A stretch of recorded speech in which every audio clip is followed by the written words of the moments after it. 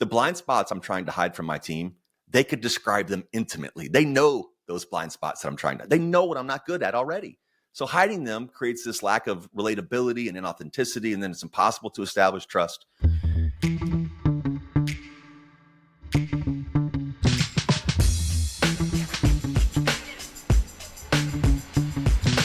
Hello, it's Relationships at Work, a leadership podcast helping you build workplace connection, improve culture, and avoid blind spots. I am your host, Russell Lolliger, communications leadership expert, a couple of decades of experience in both those areas, and a whole heap of curiosity, just like you, on how we can make the workplace a better place. It's the second part of our four-part conversation with Kyle McDowell. He is a best-selling author, international speaker, leadership coach. He knows of what he speaks. Principle-based leadership. Yesterday we got into definitions and clarity. Today we're going to get into the relationship of it all that we have with ourselves. How do we know our principles? How do we know how to engage with them? How do we know we're on the right path? How do we know they're valuable? I hope we dig into this enough for you, because truthfully, I found it really, really fascinating. And Kyle comes at it with the we's. He wrote a book called The 10 Principles for Building and Sustaining a Culture of Excellence. The title of the book is called Begin with We, not I, not us, we. And from that book, he's got a lot to share. And I'm really excited to share this with you, because we can't really do anything as leaders until we start with ourselves. And that's what the intention of every Tuesday is really digging into that relationship with ourselves piece. And Kyle helps us go down that path when it comes to principle-based leadership. So let's get to it. Hold on. Now, I was going to ask, and you kind of answered it, but I'm kind of curious to your thoughts of, like, whose principles are these? When you're talking about principle-based leadership, there is the 10 we's, but there's also, people may go, well, they're my principles and I'm imposing them on my team or my organization. Mm-hmm. Or are they pulling it from the organization themselves? Or are they just using the 10 we's as a framework going, you know what, I'm going to start with these 10 and I'll figure it out? So I'll give you the way I approached this. So when I created the principles, I shared them the next morning, and I was really direct with the team. I don't care if you embrace all 10, you want to add 2, but these are the 10. They don't have to be the 10 we's. They can be, you could dream them up anytime, any place. I would encourage a lot of self-reflection when we come up with these principles. But my goal in spreading the message of principle-based leadership, more specifically the 10 we's, is not isolated to just those 10. It's what I've chosen. They work for me. Right. But everybody's different. Everybody's leadership style is different. My urging is to just create and document your principles and share them widely and be really overt in setting expectations about them and with them. So it can be, they don't have to be the we's, they don't have to be 10, but they have to be established, is my position. How is this different than, say, a values-based leadership or service-based leadership? Because I could Google leadership styles and get 173 of them tomorrow. Yeah. So how is this differentiating itself, or is it just foundational to other styles? I think principle-based leadership, or principles in general, augment and enable the value. Okay. So in a lot of organizations, the values, or sometimes even the mission statements, are kind of like these aspirational sentences or groups of, or set of words that communicate who we are and what we do externally. The principles, in my mind, enable the delivery of those values. So, for example, my favorite example, actually, there's a firm that I used to work with whose mission statement was helping consumers on their paths to better health. Who's gonna disagree with that? It's beautiful, but it doesn't compel me to work any harder, any more collaboratively. It doesn't place an emphasis on excellence. So what I have found, and I've had organizations and very senior people say, well, we can't have the we's replace our values. And that's not the intention. Right. They enable. So the principles are much more action-based oriented. They are actionable. They are quantifiable in many ways.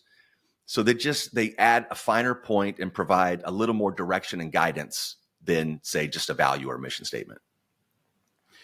I love vision and missions. I think they're completely vital to any organization. I think most organizations are horrible at them, but I still believe that they're so integral to the forward movement and can be inspiring if done well, if communicated well, if connected to the. Do you see the principle-based leadership or the principles sort of that connective tissue?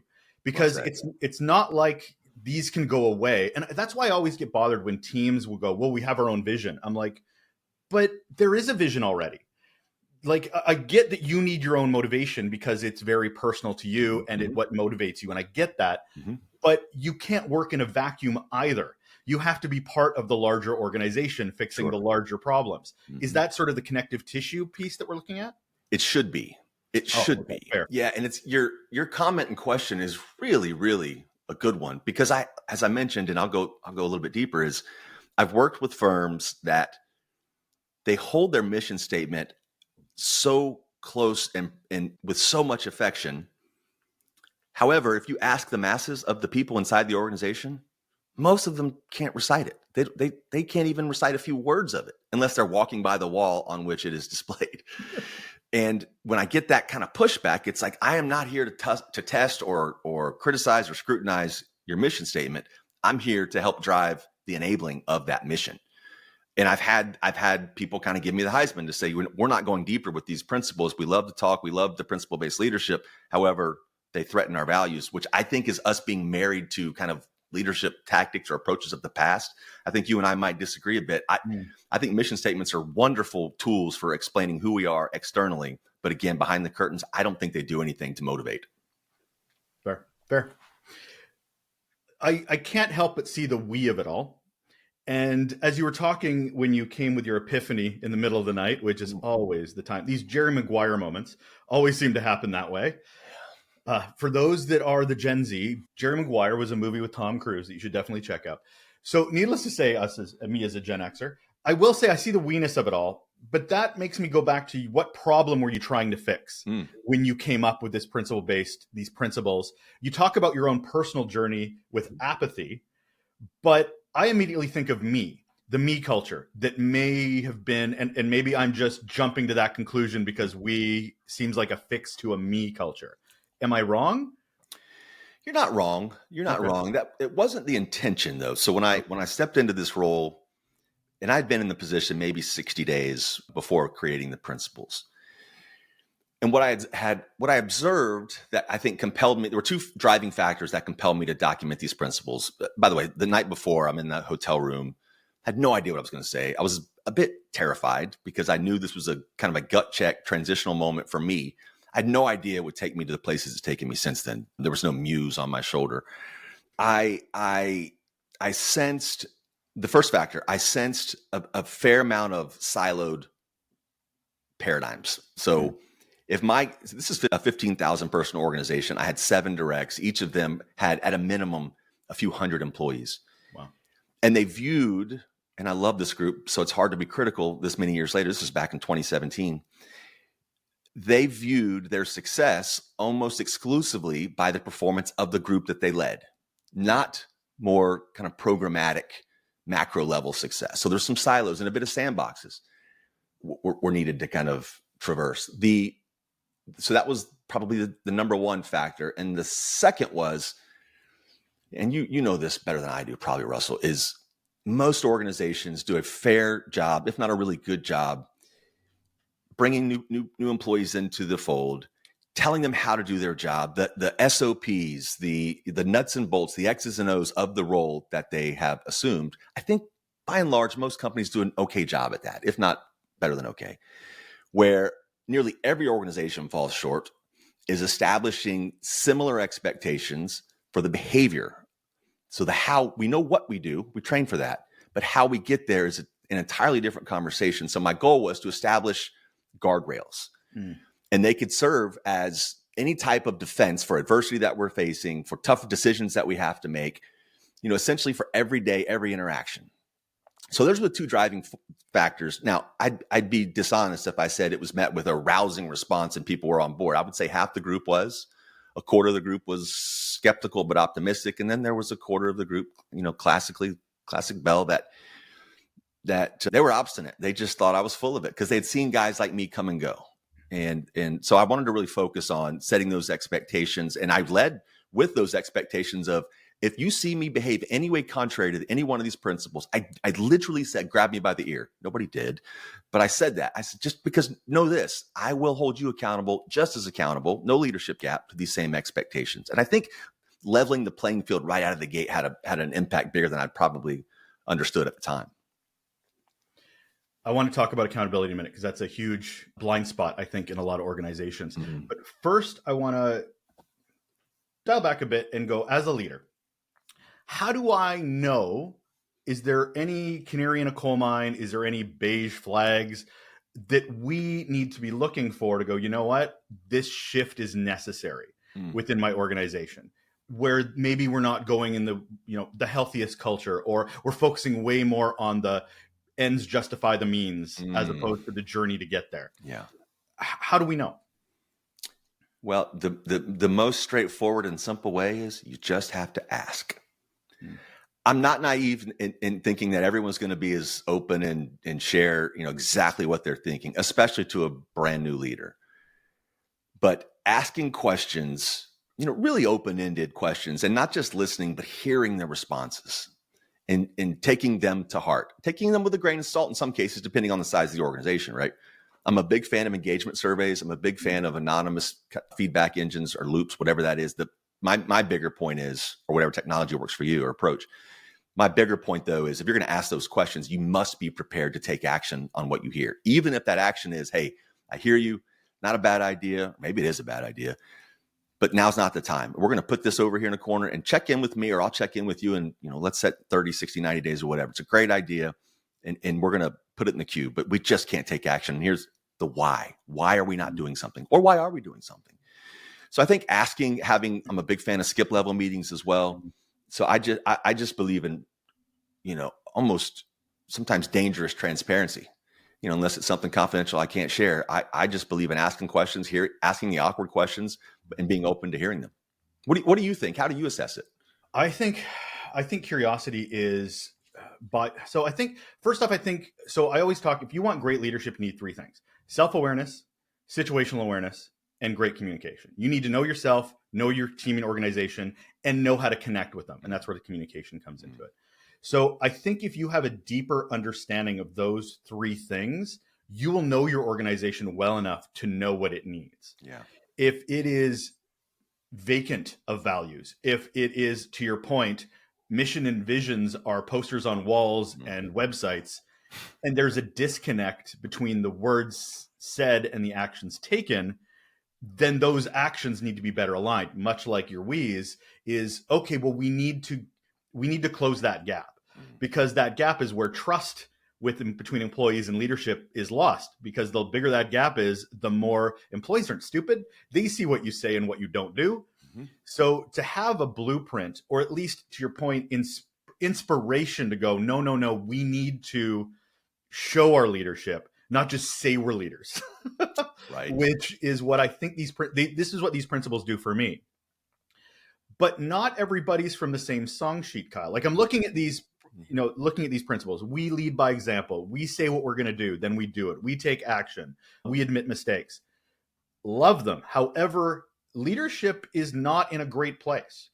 Leadership is not trained. Leadership is a bunch of people that applied for jobs just to get more money, not because they were qualified, because they just want to move up the ladder, and people just want bum and seats. So we perpetuate this underqualification in leadership roles. Yep. So to embrace something like this principle-based, these principles, where does a leader need to be? How do they qualify to be ready to put these principles into place? Where's their mindset need to be? Man, there's a lot to unpack there. Yeah, right. No, it's a really great question and framed so well. I want to push back on one component of the question, though. Sure. There's nobody named leadership. You know what I mean? I could not agree more with you. There's this cycle that happens. Let's pretend you and I are on the same team. Our boss just got a promotion. That role is now open. And I think, man, I want to make some more money. I want to tell people what to do. I want to be a leader. So I throw my hand up. Well, our former boss is now the fella or woman in charge of hiring into the role that they just left because they got promoted. We've loathed the approach that this man, you and I, we have loathed the approach, the way this person treats us, how they behave, how they prioritize their communication. we're inclined to mirror that behavior. We want to endear ourselves, right? This is the perpetuation you talk about. So I couldn't respond with a disagreement without telling you how much I completely agree with this thing. And until somebody steps up inside of a team, inside of an organization, inside the world to say this is no longer how we do things, it's a new day. As you said, leadership is in I think you said dark place or a bad place. Couldn't agree more. So how do you know you're ready to make that transition? I'll go back to what you said, man. It is probably the most important aspect of an impactful leader. I mean, we could argue about a couple of other kind of approaches, empathy, communication is important. Self-reflection. Yeah. That's where it's at, dude. Self-reflection. Am I comfortable in the shoes that I wear? Am I okay sharing the things that I'm not good at? Being transparent about my blind spots? Because as you said, dude, it's so true. The blind spots I'm trying to hide from my team, they could describe them intimately. They know those blind spots that they know what I'm not good at already. So hiding them creates this lack of relatability and inauthenticity, and then it's impossible to establish trust. So if you're questioning if you're ready for it or not, we have to first understand where we sit individually on this spectrum. And the spectrum is, I would say at one end of the spectrum is everything's about me. I only care about me, my raise, my promotion. It's all about me. The other end of the spectrum is completely selfless and focused on, those around you. I think most people sit in the middle, if not towards the left side of that spectrum. So having that self-reflection or that moment, I call it the mirror of truth. And it's a metaphor just for saying either a confidant that I can really rely on to tell me the stuff that I may not want to hear, or have I evolved enough where I can do it quietly in a place where I'm not going to be interrupted? It's not meditation. It's not just kind of like staring at my navel. It's thinking through things. And that's the process I went through when I created the principles. It's like, what have I disliked the previous 2 decades? Where do I want to go? And what impact do I want to have? What leadership legacy do I want to establish? It's 2 words a lot of people don't use together, leadership and legacy.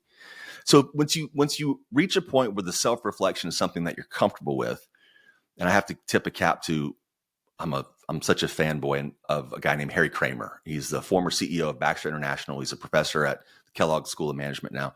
He wrote a book called From Values to Action, and he has 4 values that he opines on. And I think it might be the first, but regardless, it's true self-confidence. And self-reflection is another one.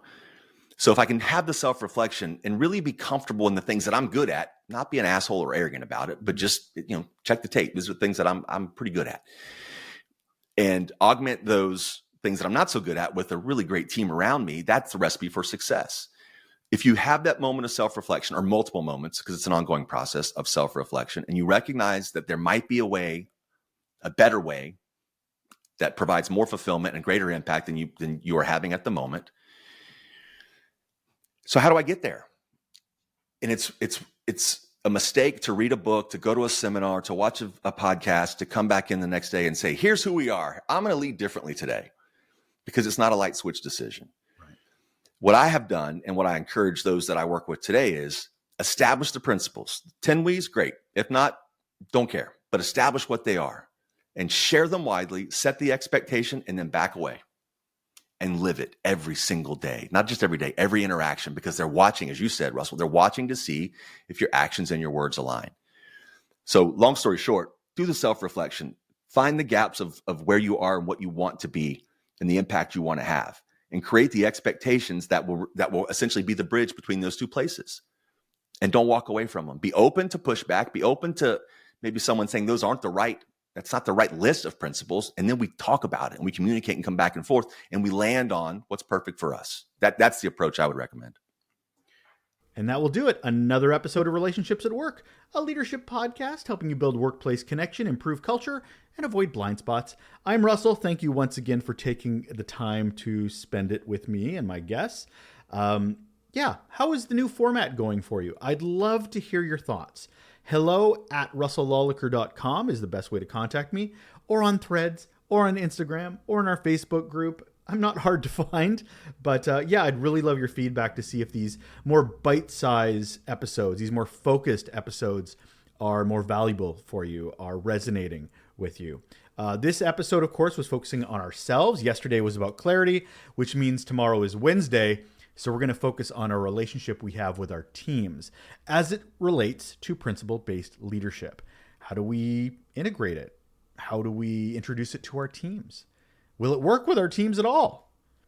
Kyle's going to help us go a little further down that path. So I hope you join us tomorrow, whether you've already signed up or not, to subscribe so you make sure you don't miss any of these. I really encourage you to do so because you don't want to miss these. Anyway, that'll do it. And I will talk to you again tomorrow. Take care.